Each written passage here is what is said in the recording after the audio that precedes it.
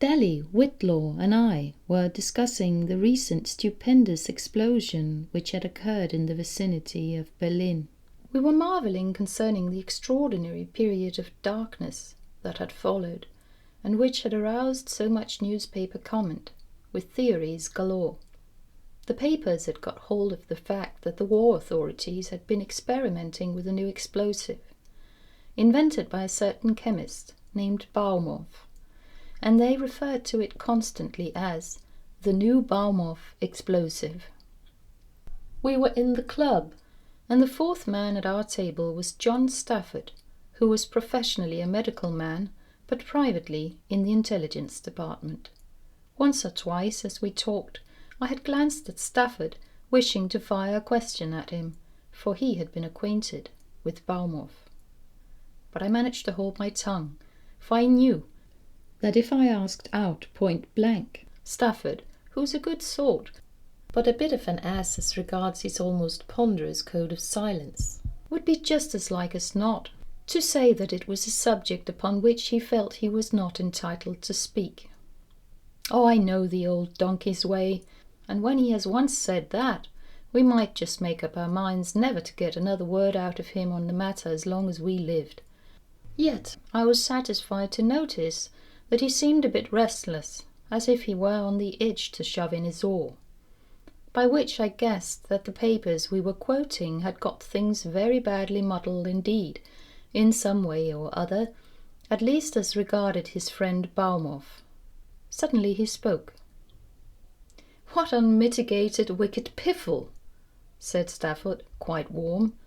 "I tell you it is wicked, this associating of Baumoff's name with war inventions and such horrors. He was the most intensely poetical and earnest follower of the Christ that I have ever met, and it is just the brutal irony of circumstance that has attempted to use one of the products of his genius for a purpose of destruction. But you'll find they won't be able to use it, in spite of their having got hold of Baumoff's formula. As an explosive it is not practicable. It is, shall I say, too impartial. There is no way of controlling it. I know more about it, perhaps, than any man alive, for I was Baumoff's greatest friend, and when he died, I lost the best comrade a man ever had. I need make no secret about it to you chaps. I was on duty in Berlin, and I was deputed to get in touch with Baumoff. The government had long had an eye on him. He was an experimental chemist, you know, and altogether too jolly clever to ignore. But there was no need to worry about him. I got to know him, and we became enormous friends, for I soon found that he would never turn his abilities towards any new war contrivance, and so, you see, I was able to enjoy my friendship with him with a comfy conscience, a thing our chaps are not always able to do in their friendships. Oh, I tell you, it's a mean, sneaking, treacherous sort of business, ours, though it's necessary, just as some odd man or other has to be a hangsman. There's a number of unclean jobs to be done to keep the social machine running. I think Baumoff was the most enthusiastic, intelligent believer in Christ that it will ever be possible to produce. I learned that he was compiling and evolving a treatise of most extraordinary and convincing proofs in support of the more inexplicable things concerning the life and death of Christ. He was, when I became acquainted with him, concentrating his attention particularly upon endeavouring to show that the darkness of the cross, between the 6th and the 9th hours, was a very real thing, possessing a tremendous significance.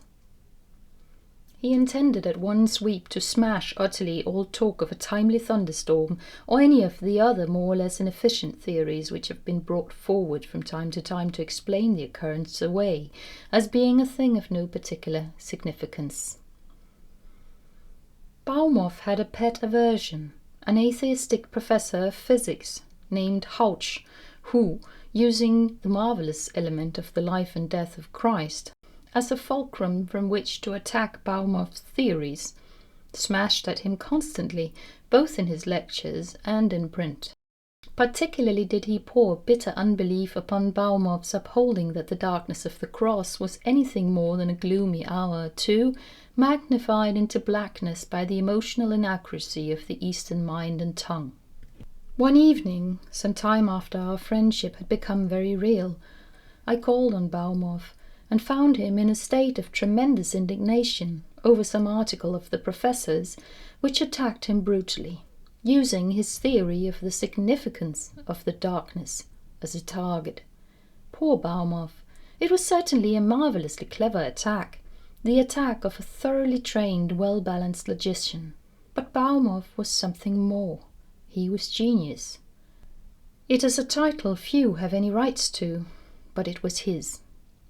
He talked to me about his theory, telling me that he wanted to show me a small experiment, presently bearing out his opinions.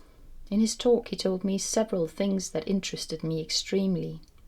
Having first reminded me of the fundamental fact that light is conveyed to the eye through the means of that indefinable medium named the ether, he went a step further and pointed out to me that, from an aspect which more approached the primary, light was a vibration of the ether of a certain definite number of waves per second, which possessed the power of producing upon our retina the sensation which we term light.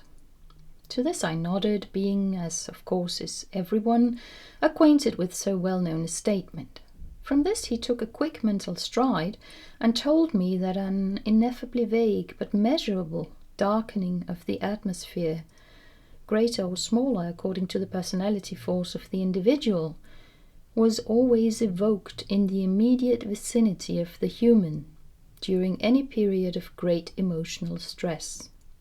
Step by step, Baumoff showed me how his research had led to the conclusion that this queer darkening, a million times too subtle to be apparent to the eye, could be produced only through something which had power to disturb or temporarily interrupt or break up the vibration of light.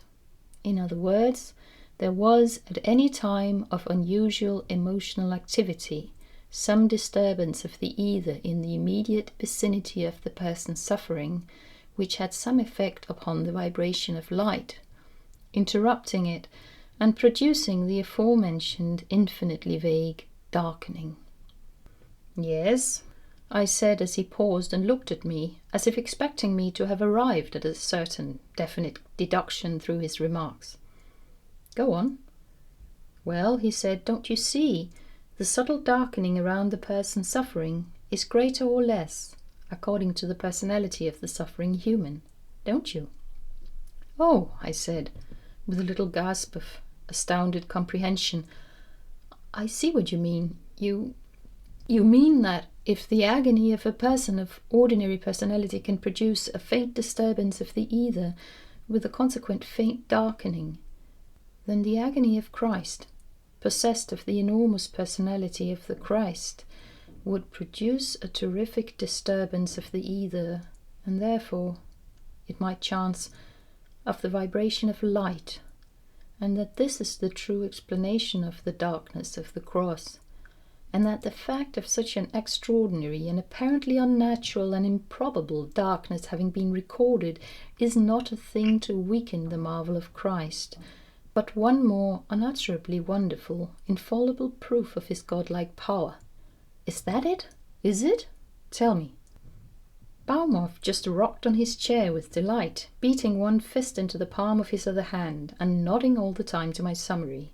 How he loved to be understood, as the searcher always craves to be understood. And now, he said, I'm going to show you something. He took a tiny corked test tube out of his waistcoat pocket and emptied its contents, which consisted of a single grey-white grain, about twice the size of an ordinary pin's head, onto his dessert plate. He crushed it gently to powder with the ivory handle of a knife, then damped it gently with a single minim of what I supposed to be water, and worked it up into a tiny patch of grey-white paste.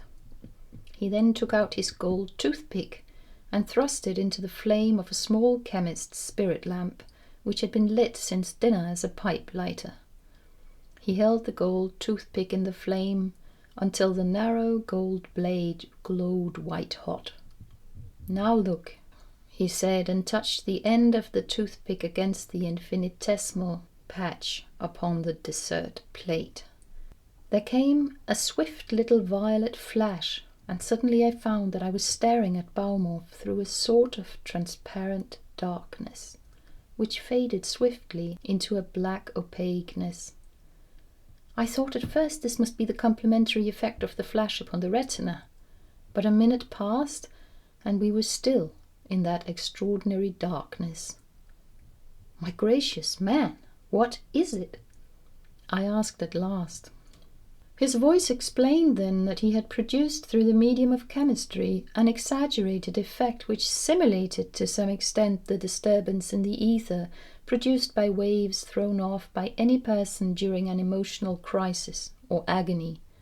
The waves or vibrations sent out by his experiment produced only a partial simulation of the effect he wished to show me, merely the temporary interruption of the vibration of light, with the resulting darkness in which we both now sat.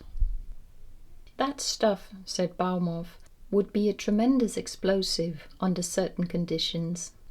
I heard him puffing at his pipe as he spoke, but instead of the glow of the pipe shining out visible and red, there was only a faint glare that wavered and disappeared in the most extraordinary fashion. "My goodness," I said, "when's this going away?" And I stared across the room to where the big kerosene lamp showed only as a faint glimmering patch in the gloom, a vague light that shivered and flashed oddly, as though I saw it through an immense gloomy depth of dark and disturbed water. "It's all right," Baumoff's voice said from out of the darkness. "It's going now. In 5 minutes the disturbance will have quieted, and the waves of light will flow off evenly from the lamp in the normal fashion." "But whilst we're waiting, isn't it immense, eh?" "Yes," I said, "it's wonderful, but it's rather unearthly, you know." "Oh, but I've something much finer to show you," he said. "The real thing. Wait another minute. The darkness is going. See? You can see the light from the lamp now quite plainly. It looks as if it were submerged in a boil of waters, doesn't it, that are growing clearer and clearer and quieter all the time." It was as he said, and we watched the lamp silently until all signs of the disturbance of the light-carrying medium had ceased. Then Baumoff faced me once more. "Now," he said, "you've seen the somewhat casual effects of just crude combustion of that stuff of mine. I'm going to show you the effects of combusting it in the human furnace. That is, in my own body, and then you'll see one of the great wonders of Christ's death reproduced on a miniature scale." He went across to the mantelpiece and returned with a small 120 mm glass and another of the tiny corked test tubes containing a single grey-white grain of his chemical substance. He uncorked the test tube and shook the grain of substance into the minim glass, and then, with a glass stirring rod, crushed it up in the bottom of the glass, adding water drop by drop as he did so, until there were 60 minims in the glass. "Now," he said, and lifting it, he drank the stuff. "We will give it 35 minutes," he continued.